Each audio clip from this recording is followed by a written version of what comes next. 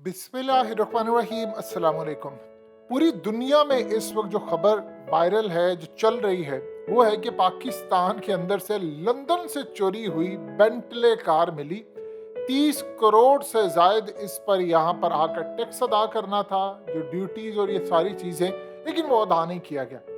अब कहानी ये है कि पाकिस्तान के अंदर किस शख्स ने इसकी टिप दी बरतानिया को, जिसके बाद ये सारी सूरत हाल हुई और उसने ट्रेस करते वो वहां से पहुंचते यहाँ तक आ गई। क्योंकि एक बात याद रखिएगा, बरतानिया की अप्रोच वहां तक थी कि वो बरतानिया से बाहर निकल गई, यानी वो ट्रेस करते करते यहाँ तक गए कि वो जा रही है शिपमेंट के जरिए, आगे वो ट्रेस नहीं कर सकते थे। तो पाकिस्तान के अंदर से किसने टिप दी, किसने असल में ये गाड़ी मांगने की कोशिश की और जब नहीं दी गई तो वो टिप देकर फंसाया गया।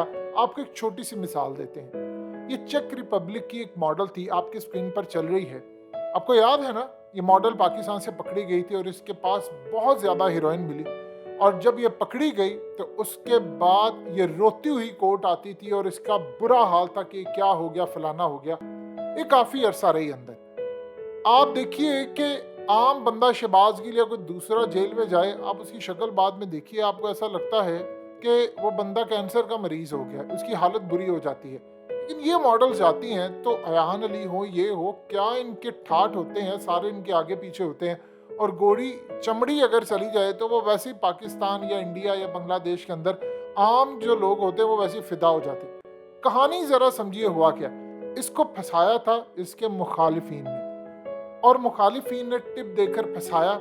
लेकिन जाहिर सी बात है, जो ताकतें होती हैं वो कितनी पावरफुल है, इतनी उसे हीरोइन मिली और आखिरकार वो उसको निकाल कर ले गए जिन्होंने निकालना था, जो अयान अली को भी ले गए, जो इनको भी ले गए।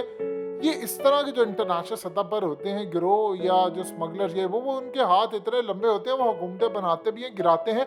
और उनका और उनके मुखालिफिन का आपस में एक का ये होता है कि जो मर्जी हो जाए, हमने एक दूसरे की मुखबिरी में ना तो एजेंसीज को इन्वॉल्व करना है, मदद लेनी है, ना पुलिस को इन्वॉल्व करना है, ना हमने किसी भी तरह से किसी को अपने केस में इन्वॉल्व करना है।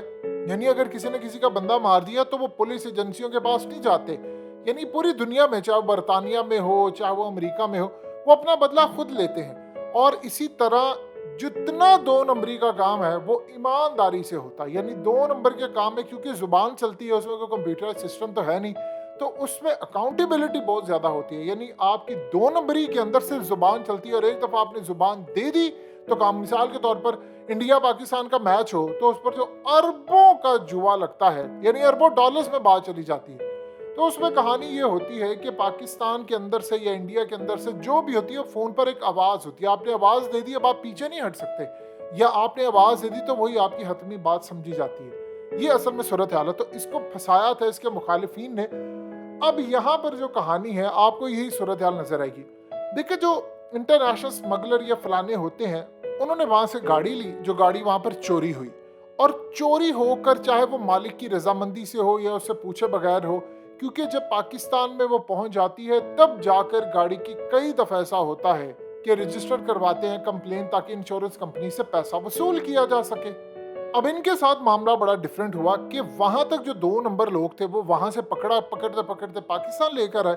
पाकिस्तान आकर उन्होंने तमाम के तमाम मामला तय किए, जिसने डॉक्यूमेंट्स बनाने थे, एफआईआर में जो बंदा दर्ज है, जो जरदारी के बड़ा करीब तरीन है, राइट हैंड समझा जाता है, हर 2 नंबर काम करता है, ये वो, और बहुत सारे सियासतदान, ब्यूरोक्रेट्स, ये वो, आप देख लीजिए सारे के सारे बरी हो जाएंगे। अगर बरी ना हुए तो आप फिर कहिएगा, ये सारे बरी हो जाएंगे, क्योंकि जितने सियासतदान और ब्यूरोक्रेट्स या रिटायर्ड ऑफिसर्स हैं, उनके पास अक्सरियत में जो गाड़ियां हैं वो इसी तरह 2 नंबर तरीके से, तो एक फंसेगा सारे फंसेंगे, लिहाजा वो बचा कर ले जाएंगे। लेकिन ये कहानी क्या हुई, अब जो मामलात हैं वो बड़े इंटरेस्टिंग है कि इस बंदे से, जिसने एक गाड़ी ली, जिसका एफआईआर में नाम है, इस एक बंदे ने, बड़ी ताकतवर शख्सियत ने वहां की, जो असल में पॉलिटिक्स से रिलेटेड है, उसने इनसे गाड़ी मांगी और गाड़ी नहीं दी गई इनको, और उस बंदे ने बाद में टिप फराहम कर दी और ये सारे का सारा खेल उलट गया। देखिए, एक चीज आप ज़हन में रखिएगा, सम टाइम आप जब इस धंधे के अंदर होते हैं तो आपको बहुत सारी चीजें मैनेज करना पड़ती है। इस बंदे ने कोशिश की कि सबको खिला पिला कर सब कुछ, इसका 7-8 करोड़ की गाड़ी इसकी मिल गई, اور اس گاڑی کے اوپر اس نے پوری کوشش کی کہ میں اس کو 35-40 کروڑ کا بیچ کر 30-35 یا 32 کروڑ یا کم بھی بیچوں تو 22 کروڑ تو کماؤں کم از کم، اور ایسی 7-10 گاڑیاں اگر ہو جائیں تو آپ سوچ لیں کہاں سے کہاں بات چلی جاتی ہے۔ لیکن یہ پھنس گیا۔ اب یہاں پر جو صورتحال پیدا ہوئی ہے وہ تو بڑی عجیب و غریب ہے کہ جس مخالف نے نہیں، ان کے اپنے ہی بندے نے، جو ایک بڑی اہم شخصیت ہے، اس نے چاہا کہ یہ چیز مجھے مل جائے، جب اب آپ نہیں دیتے تو پھر یہاں سے برطانیہ میں ایک ٹپ جاتی ہے۔ اس کی مثال سمجھیے، الطاف حسین نے MI6 کو کہا تھا کہ ہم ISI کی نگرانی کر سکتے ہیں، جاسوسی کر سکتے ہیں، فوج کے خلاف کر سکتے ہیں، پاکستان توڑنے میں آپ کی مدد کر سکتے ہیں، اور اگر آپ کو مدارس کے اندر کی بھی جاسوسی چاہیے تو ہم آپ کو ایک ایک ٹپ فراہم کر سکتے ہیں۔ آپ پاکستان کو اگر الگ کرنا چاہتے ہیں، اس کے ٹکڑے کرنا چاہتے ہیں، کچھ بھی کرنا چاہتے ہیں، تو ہم کراچی کی حد تک، حیدرآباد کی حد تک آپ کا یہ پورا کام کر سکتے ہیں۔ ہمارا نیٹ ورک اتنا بڑا ہے کہ ہم آپ کو ہر طرح کی ٹپ دے سکتے ہیں، جو آپ کو چاہیے، حساس معلومات، چاہے وہ فوج کے حوالے سے، ان کی نگرانی، ان کی جاسوسی، سب کر سکتے ہیں۔ اب یہ الطاف حسین کا نیٹ ورک تھا بہت بڑا۔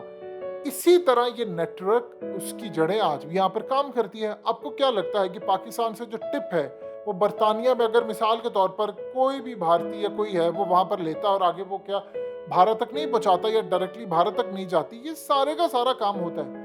یہاں سے جس شخصیت نے گاڑی مانگی اس کو گاڑی فراہم نہیں کی گئی۔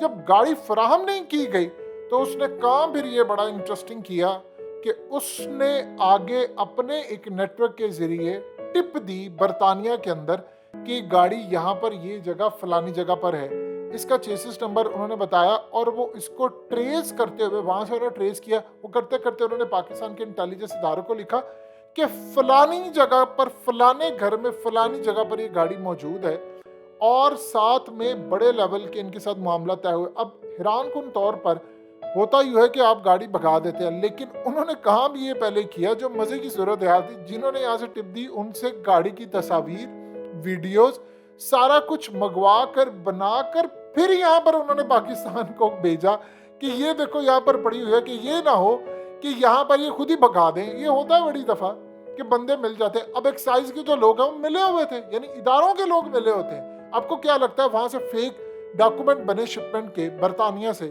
وہاں سے بنے، پاکستان آ کر ہی سارا ہوا، اور سفارتکار کے کوٹے کے اندر یہ کام ہوا سارا۔ یہ بڑے لیول کے کام ہوتے ہیں۔ تو انہوں نے، جنہوں نے فراہم کی، انہوں نے یہاں پر تمام تصاویر، ٹپ، یہ وہ سارا کچھ دیا، پھر جا کر کہا یہاں پر ہے تو لے کر گئے۔ ورنہ یہاں تو حالت یہ ہوتی ہے کہ پہلے فون کر دیا جاتا کہ ہم مارنے ہیں، چھاپا مارنے کے لیے نکل چکے ہیں، تو آپ لوگ یہاں سے پہلے گاڑی بھگا لیں۔ تو یہ بھی کہانی ہوتی ہے۔ لیکن جو بھی ہوا، ایک بڑی مزیدار صورتحال تھی۔ بالکل وہی کہانی ہو گئی چیک ریپبلک والی ماڈل کی، کہ اس کو پھنسانے کے لیے مخالف نے کام کیا اور یہ کام ہو جاتا ہے۔ ایک بات یاد رکھیے گا، جرم کی دنیا کے اندر تو سارے ایک دوسرے کے سگے ہوتے ہیں، لیکن جب سیاست کی بات آتی ہے، اور وہ بھی تب بات آتی ہے کوئی آپ سے پاورفل ہو اور وہ کہے یہ گاڑی مجھے چاہیے اور تم نہ دو، تو وہ پھر آپ کو اس طرح پھنسا بھی دیتے ہیں۔ اب جو لوگ پھنسے ہیں وہ جب معافی مانگیں گے تو وہی شخصیت ان کو باہر بھی نکالے گی۔ یہ ہے پالیٹکس پاکستان کی۔